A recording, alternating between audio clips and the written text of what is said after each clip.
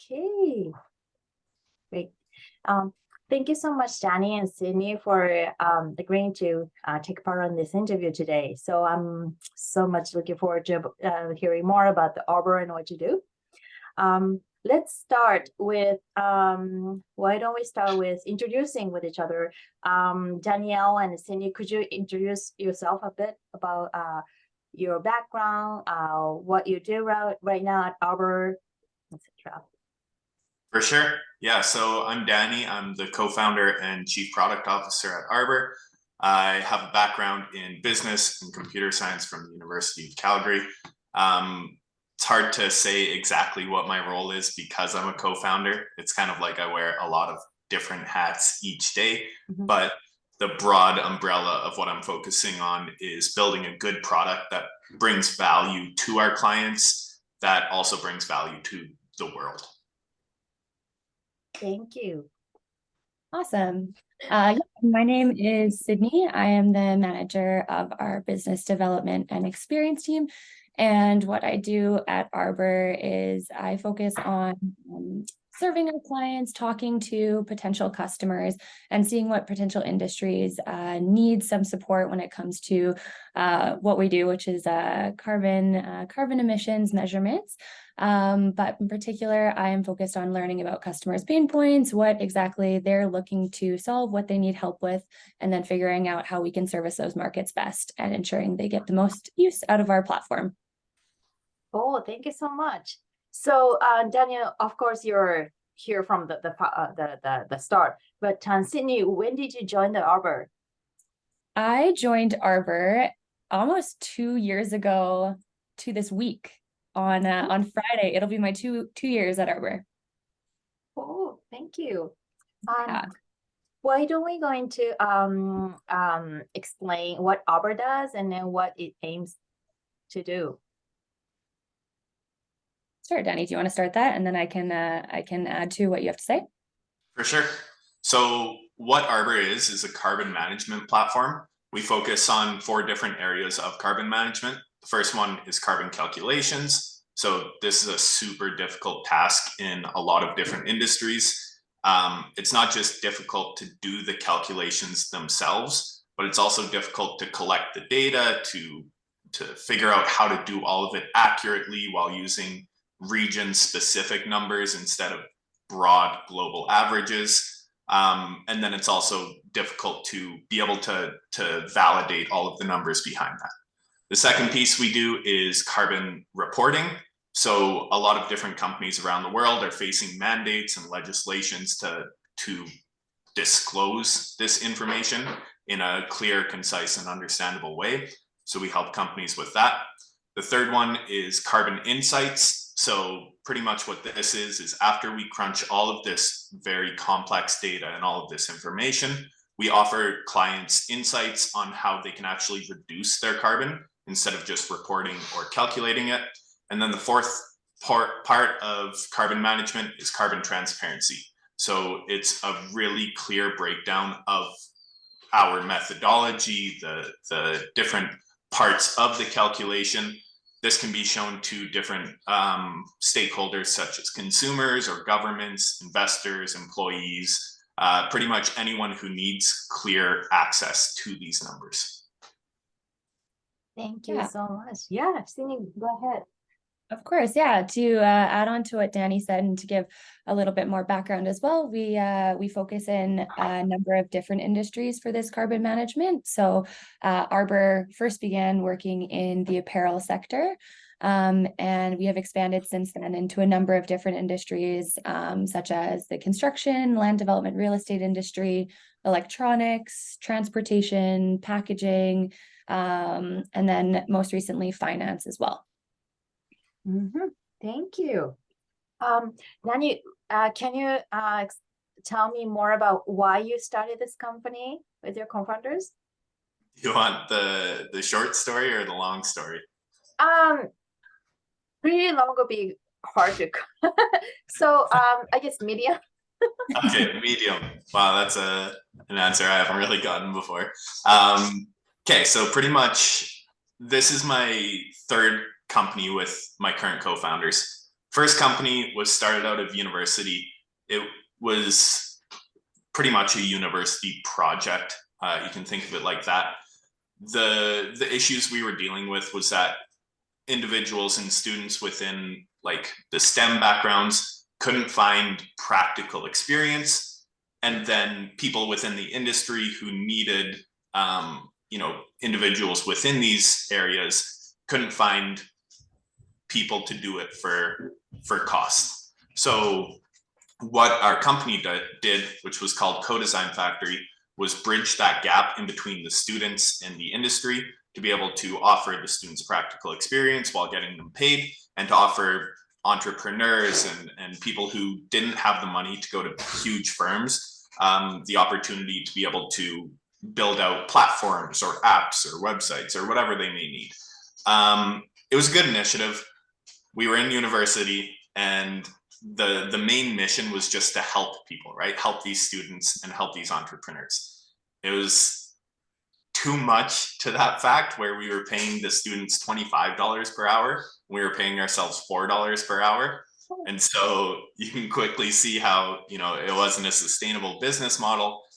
The co-founders got very tired and very hungry and cold because we couldn't afford electricity or rent or whatever else.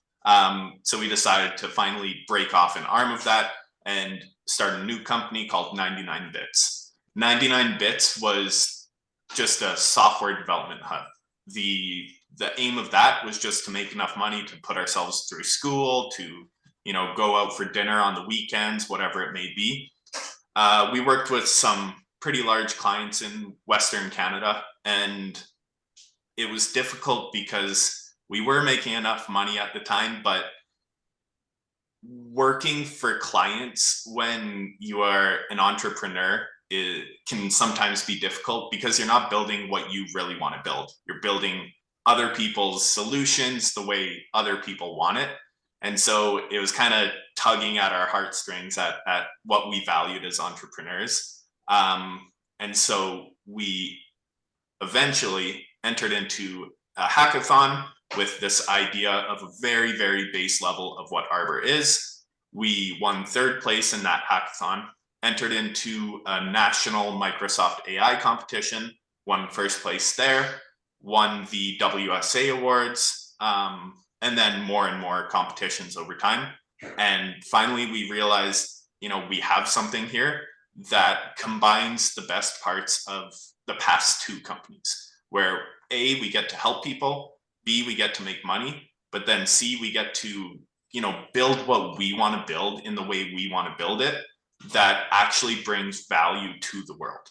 So Arbor has pivoted over time from an open banking application to a browser extension to a marketplace.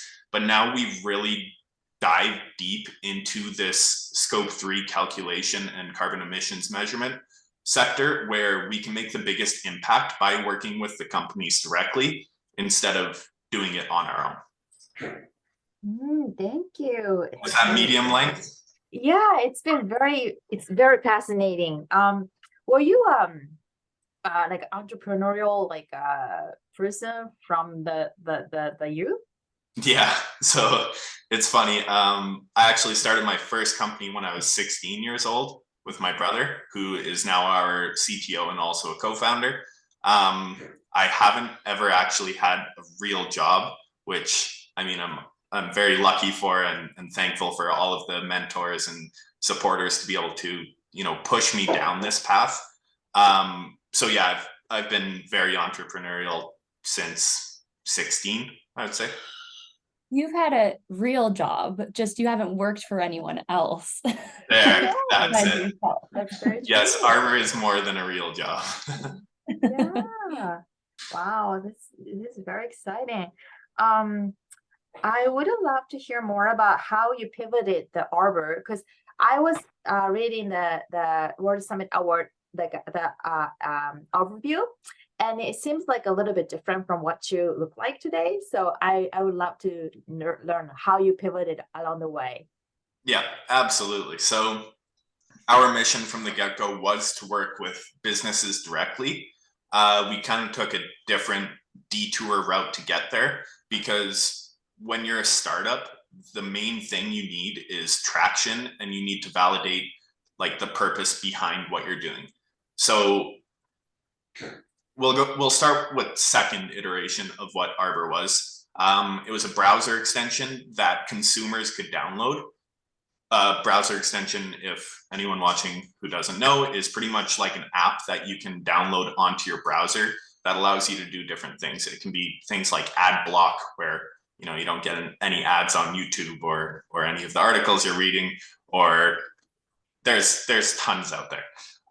But what Arbor did at that stage was allowed consumers to come in, put what they cared about, whether or not it was things in the environmental pillar, like water usage or carbon emissions, or if it was things in the social pillar, like human rights or diversity, or if it was things in the governance sort of pillar, those 3 ESG pillars, which talks about how a company is actually run. Then what we did was pull in the websites you were visiting and give them a score based on those different values. I think we had 21 different values, we'll say, in between these 3 different categories. And we would tell the consumers just how well those websites they were visiting aligned with their values. So that was a very base version of Arbor. The purpose of that was to figure out, do consumers care about these things enough to be able to swap their purchasing habits from company A that doesn't align with their values to company B who does?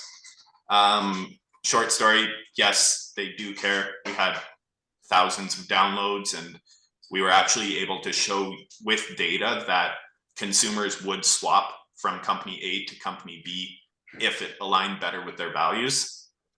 From there, it was difficult because what we were doing was a very top-down approach, looking at the company instead of at the products. And so we built out another sort of MVP version of a marketplace where we looked at the product itself, because consumers aren't necessarily shopping for a brand. They are more often shopping for a product. And so if you think of, Nike and Adidas, if you're going to buy shoes, you don't just need to buy it from those two where you're shopping from Nike or Adidas. You could be buying it from Reebok or Puma or Crocs or whatever else you're sort of interested in. So we built this marketplace that analyzed all the different products itself and allowed consumers to choose based off that. That also showed a lot of traction, but it wasn't necessarily getting the impact that we needed it to. We had a lot of businesses come to us and they said, wow, this marketplace is fantastic. Can you do something like this on our site? And so then what we did was we focused very deeply on the engine itself, the calculation engine for those products. And so over time, we've pulled in thousands of products in apparel, but then we had different companies coming to us saying, hey, can you do this for concrete? Or can you do this for an iPhone or whatever else out there that consumers or businesses are looking to buy so that they can make those right decisions around procurement. Wow, thank you. Did I miss anything, Sid? No, I think that all sounds pretty good. Yeah, I think we learned a lot through talking to customers and hearing their problems, and that kind of really helped shape the evolution of Arbor, really hearing what our customers had to say and the requests that they had, not only shaped the industries that we were looking at, but the product offerings we had ourselves as well. We started out with just really one product offering, which Danny had kind of touched on earlier, the product calculations. And as time has gone on and we've listened to what our customers are needing, they really have been asking for those other kind of 3 that we now offer. So the insights, transparency, and reporting, and those were all developed over the last year really, as we heard what the customers were looking for too. So not only has the product evolved, but our industries have evolved, and I think we'll probably continue to. I see. Thank you. It's been it's very interesting. So you first approached your first like kind of iteration or second iteration look more like customer approach, like N to B to C kind of approach, but trying to influence the company level. But your current approach is more like a straight B2B, right?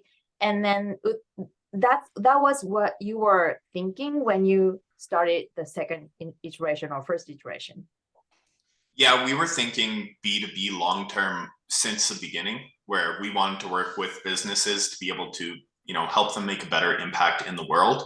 But we took a different route to be able to validate those things along the way so that we could go to businesses and show them this data saying, hey, if you do this, you will have better conversion rates, or you will have better average order value or retention, or all of these bottom line metrics that really, make a company what it is in e-commerce. I see. So you explain as detour or pivot, but you kind of predicted you're going to strategically detoured. Absolutely. That's very wise. I see. So this carbon calculation, I'm not an expert in this field, but there are many consultants and kind of calculate or products, services around the world. And then, but you don't see a lot of like competitors or similar services around you. Yeah, I can touch on that, Danny, if you want. So there's a couple main primary differences between us and other carbon calculators on the market. But I guess to back up a little bit, to explain kind of how our calculations work at a very high level, we look at we can measure products, assets, supply chains. And what we do, the first step that we need to do is we need to understand what type of product it is that we're looking at. From there, we look at the different kind of supply chain that particular product or asset would go through. And then we apply carbon impact at every different step along the way for that particular product. Other products on the market, they might do a similar thing, but they use global averages in their calculations, or they might only be looking at the high level impact instead of that in-depth supply chain analysis. So not only are they not taking into account every single step that particular product would go through, but they use very, very average numbers that aren't very precise to a particular supply chain. So at the heart of what Arbor we always try to aim to do is be very thorough on our data, and we can provide to you very accurate carbon estimations. Unlike many other markets, we do that in a very timely and quick approach. So through the use of this calculator, we can do that in minutes, whereas a lot of the competitors that you might notice as well beyond tools are consultants. Consultants have to take hours, have to take months even to be able to give you calculations that we are able to provide to you in minutes. So along with the in-depth data that we can provide to you, we can provide that at high speed. And what we've found is there isn't a ton of products on the market that can provide you with both of those elements. I see. So I read the website, and then the AI and then the use of experts is kind of enable this accuracy and high speed. But could you elaborate more on the process if you could? How would you do that? For sure. So just making sure I understand your question, you're asking how an individual would go through and what the user journey is to be able to come up with a carbon calculation? Yeah. So for example, take an Arbor company or any company of your choice, and then kind of walk me through the process to calculate the carbon footprints. Right. So first is that a company needs a carbon strategy to be able to work off of. After they have that set, that's a very internal process. They can come to us and start collecting all of this data around their supply chain. So for an example, we'll use a t-shirt. If a company is producing these t-shirts and selling these t-shirts, they can go out and obtain all of the necessary data that they need to create this calculation. We will fill in all of the secondary data, anything they don't have with our ML and AI engine, to be able to come up with these estimates. So for this t-shirt example, we'll say a company comes in and they're selling a 50% cotton, 50% polyester t-shirt. What we need from them are those two numbers. We need a weight of the t-shirt. If that's not provided, we can assume it based off of different category averages. And then any of the steps that they can fill in about the manufacturing, such as if the cotton was knit or if it was woven, or where the materials come from. So if it comes from Pakistan or India or Bangladesh or anywhere else around the world, they can fill these in on our platform. And then at the very end, we come up with this calculation with different things such as a transparency page as well, to be able to showcase the accuracy of the calculation itself. I see. So compare that process to the other like competitors in the market. They are using like just a t-shirt, for example, the category or global average for t-shirt production. Is it right? Yeah, so it depends where you're getting it measured, but we always strive for the highest quality of data, whereas a lot of different other calculation methods will sort of fall, from the lowest quality data to medium or average. Some of these things are like spend based. So for an example, they'll just come up with an average for t-shirts and they'll say, okay, every $1 you spend for a t-shirt is 1 kilogram of CO2. How many dollars did you spend on a t-shirt? And so you can see how that's not the most accurate way of being able to calculate these things. Then moving up, you have things like global averages. So they'll say, okay, these are the global averages for production of cotton. But we know that if a t-shirt produced in Norway versus a t-shirt produced in China, they're going to have two very, very different carbon impacts because of the different manufacturing processes, the transportation, the electricity grid. There's so many different factors that go into, the actual embedded carbon of a product that this method just doesn't take into account. I see. Thank you. Change the segue to a different question. So, World Summit Award, you applied to, I guess, 2020 or 2019, right? Depends who you ask. Let me go back. 2020. So you won the 2020 Young Innovators from the World Summit Award. And right. Why did you decide to apply for the award? And then is there anything like that you got from the winning the award? Yeah, absolutely. So I don't remember how we came across WSA awards, but first off, so glad that we did apply. We did get a lot from it. The process to get in was just, it was very clean, and we got to speak to a lot of people who really understand the problems that we're trying to solve. The reason we wanted to go forward with it was that it's UN backed, so there's a lot of validation there. There's so many experts within the space, and they're focusing on like real world problems with the sustainable development goals that Arbor is able to help solve in an impactful way. Thank you. I would also like to ask about your team. So we have Sydney here today. How many people are working on your team, and then how you are kind of dividing the working together with the different roles? Yeah, so we have 15 people right now. We have a couple different teams from operations to business development. We have the research team, we have the technology and data and development team, and then we have the product team as well.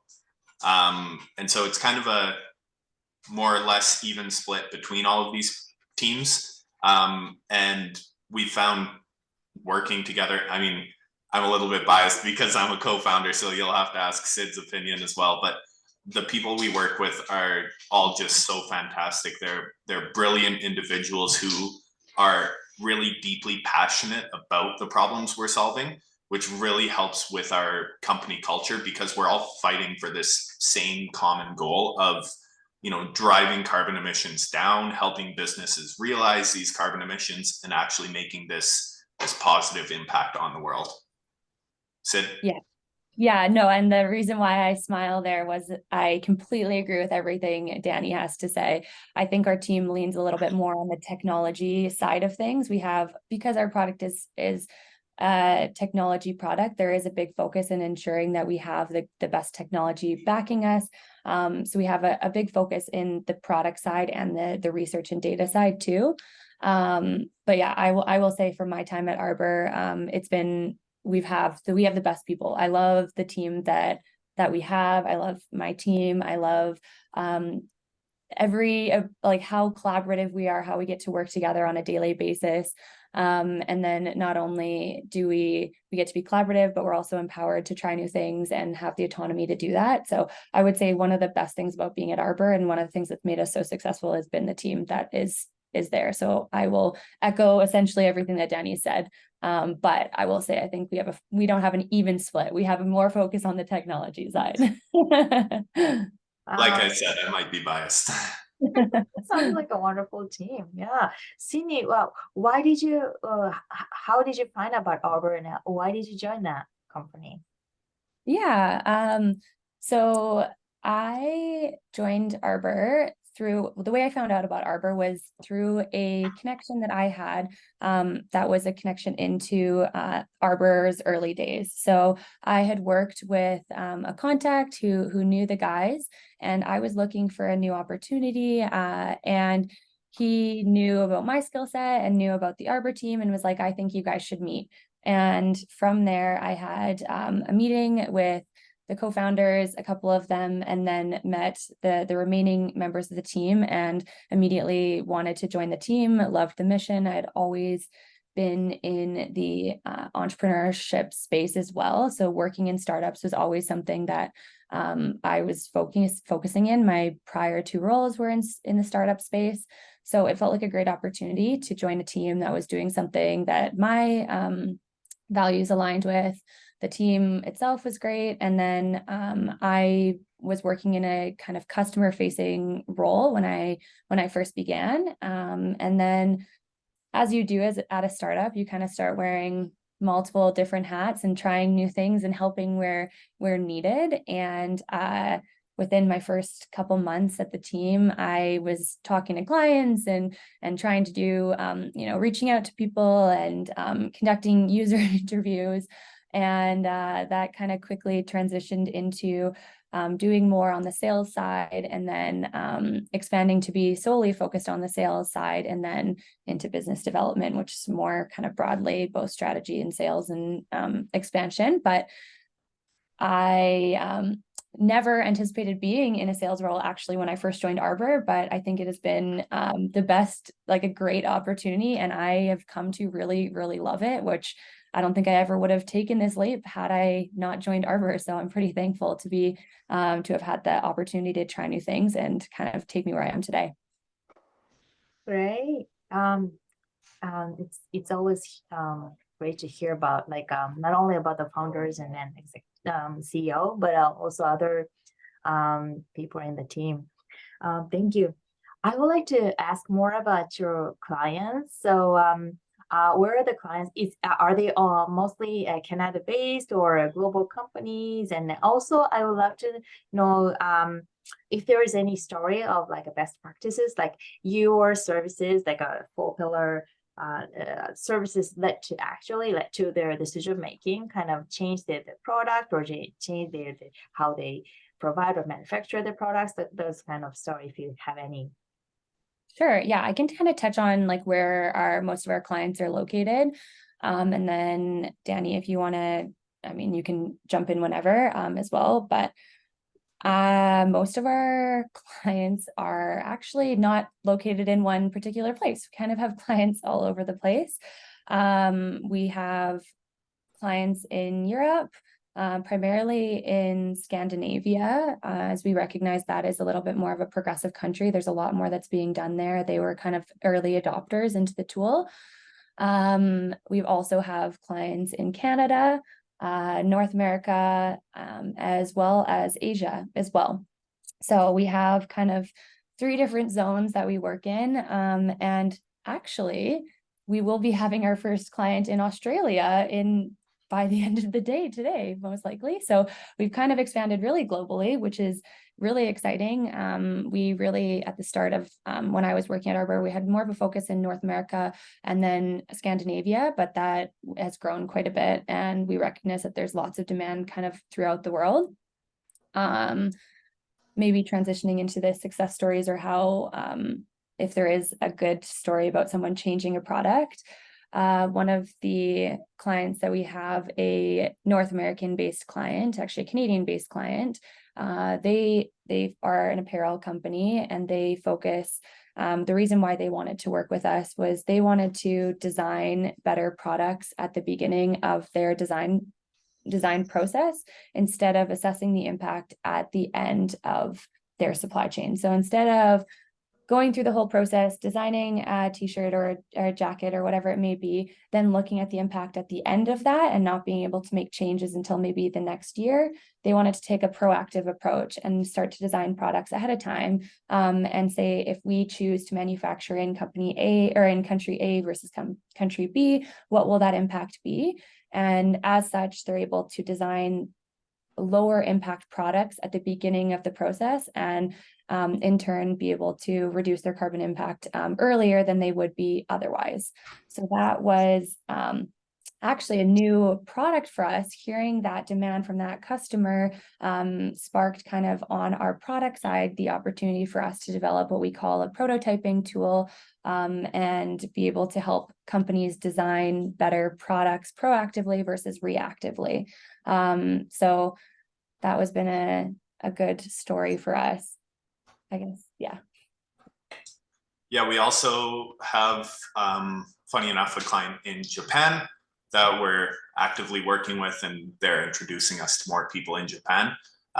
We're also going to Japan in December, so December 3rd to Close.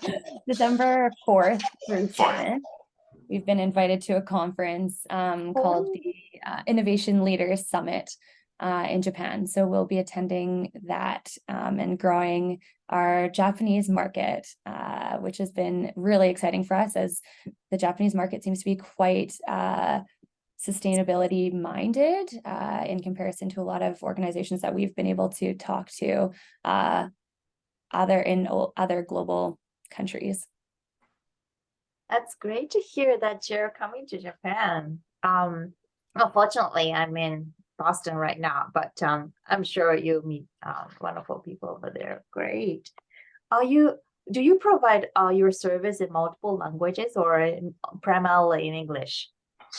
So right now it's primarily in English. We have done translation services for Japanese, but this is something we're actively working on, and it is a very demand-based thing, where if we suddenly get a lot of German clients, we'll roll out with German support or French support or whatever else comes our way.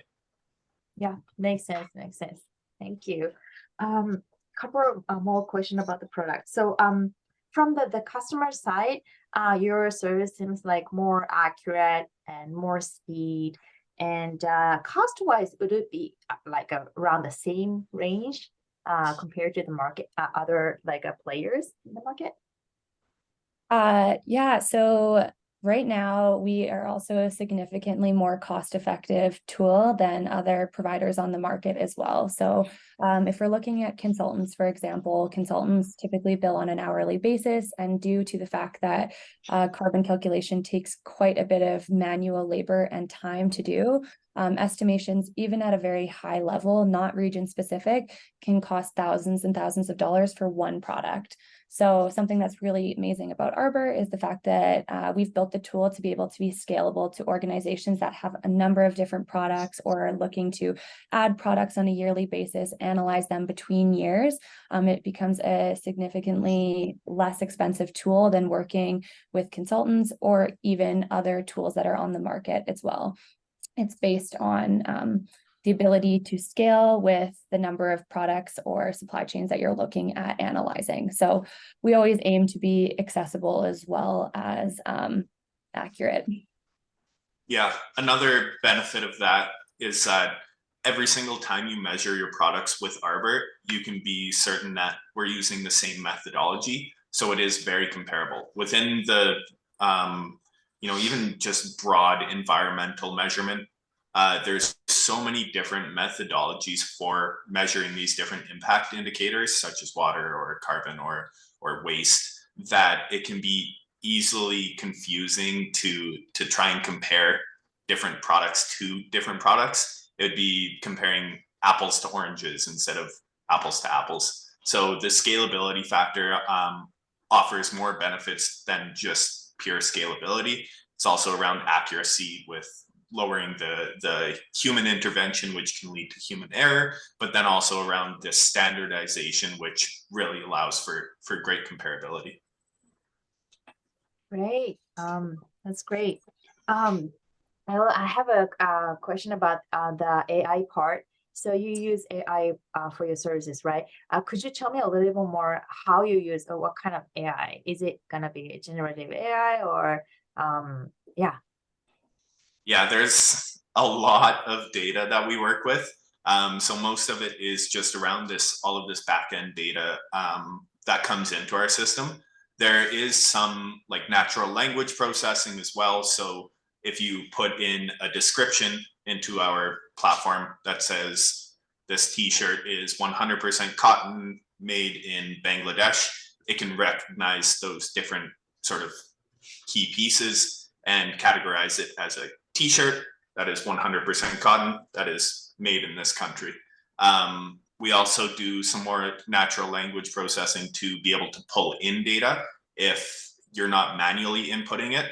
So this can be things such as pulling it straight from your Shopify website, where we can pull in all of the different products, all of the different images with the different descriptions, and then do the calculations from there.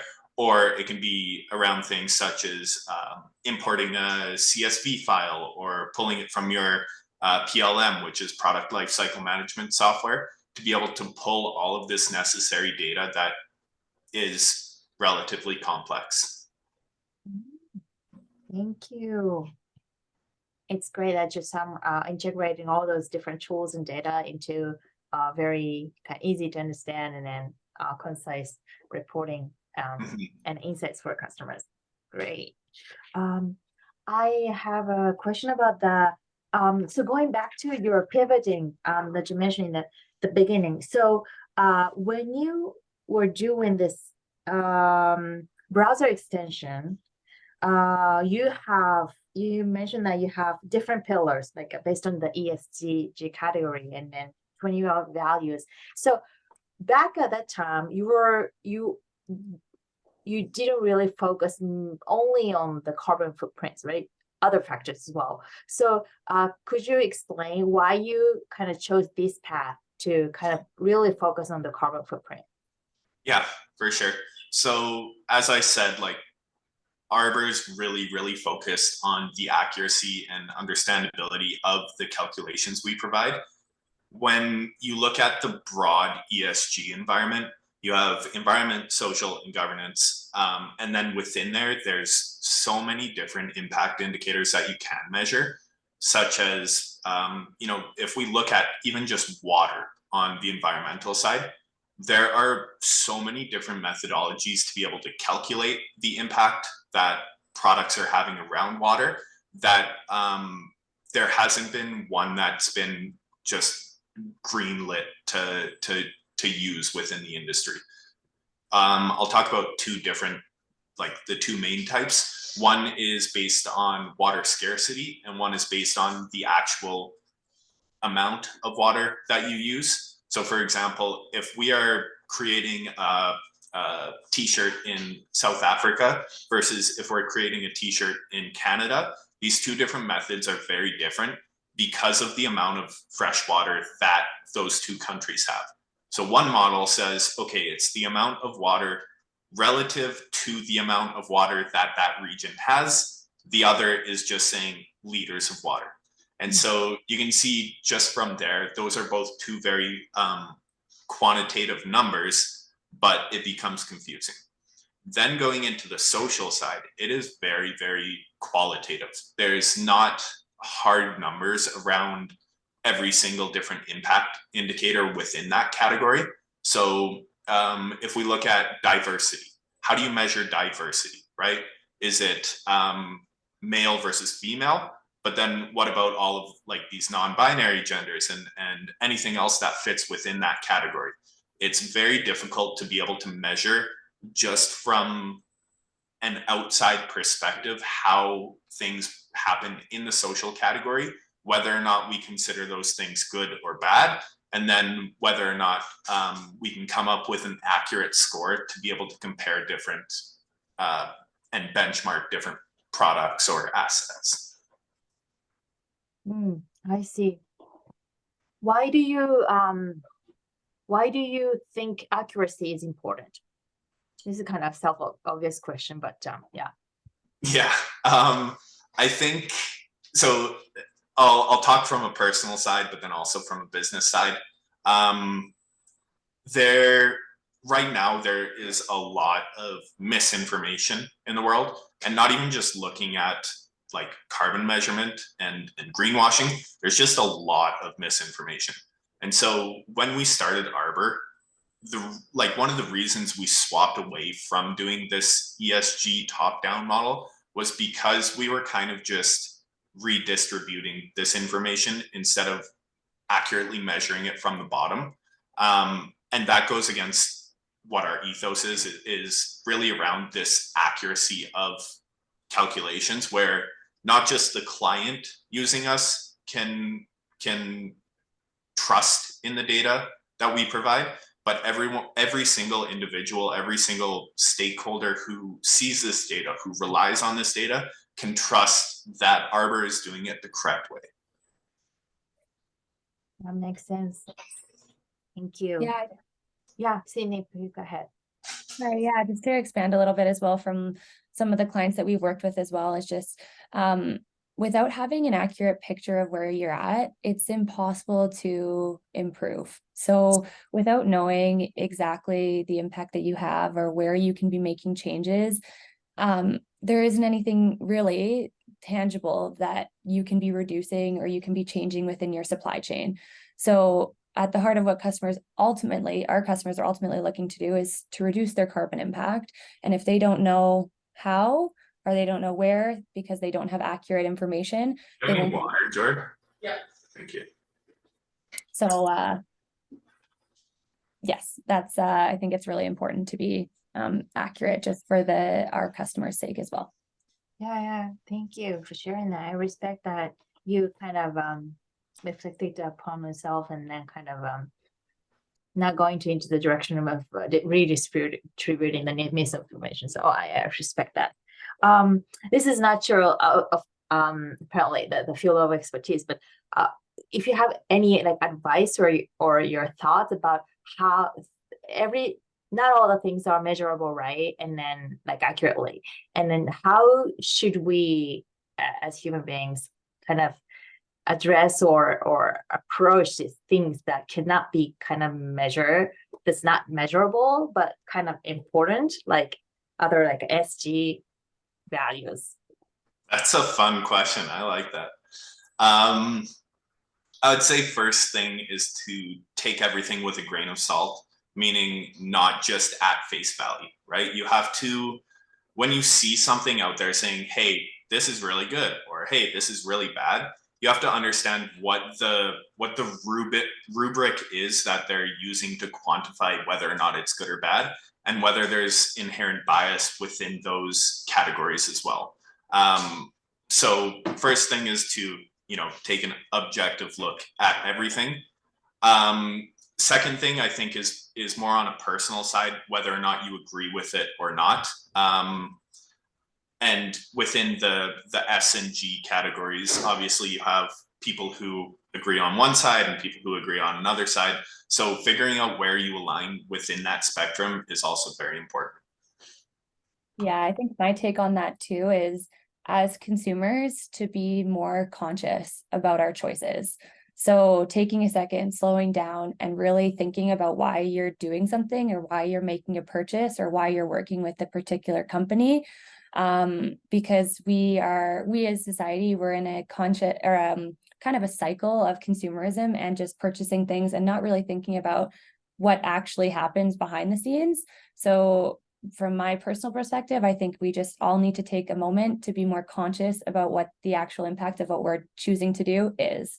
And it's as simple as maybe deciding you don't want to buy something because you don't actually need it, or actively being like, do I really like this company, or should I think about maybe buying from someone else?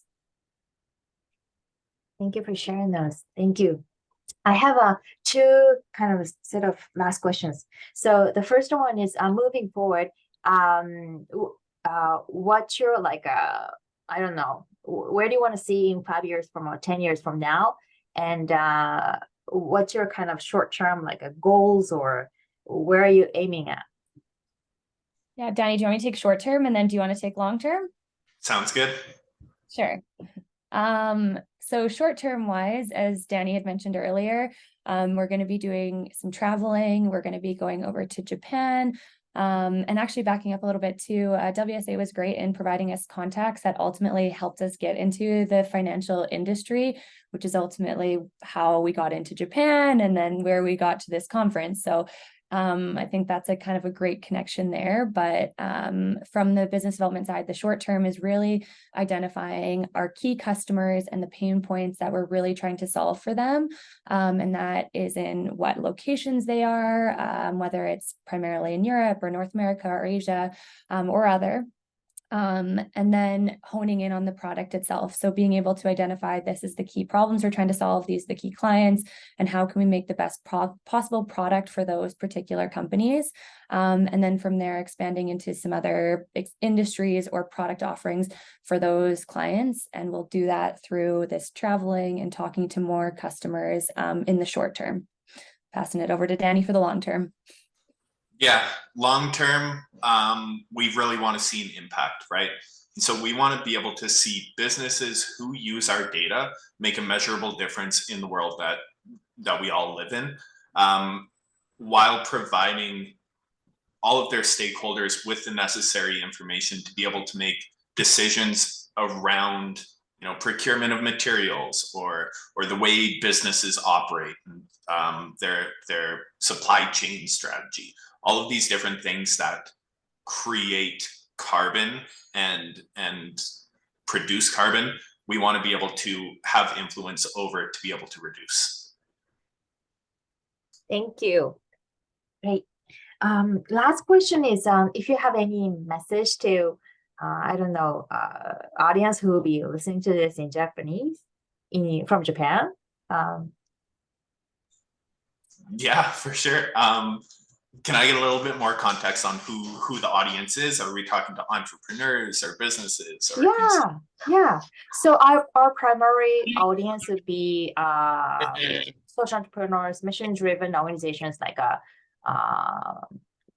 leaders, I guess. And then we also have companies as our program participants or clients who wants to do some good for the society and then collaborate with the nonprofits and the social entrepreneurs.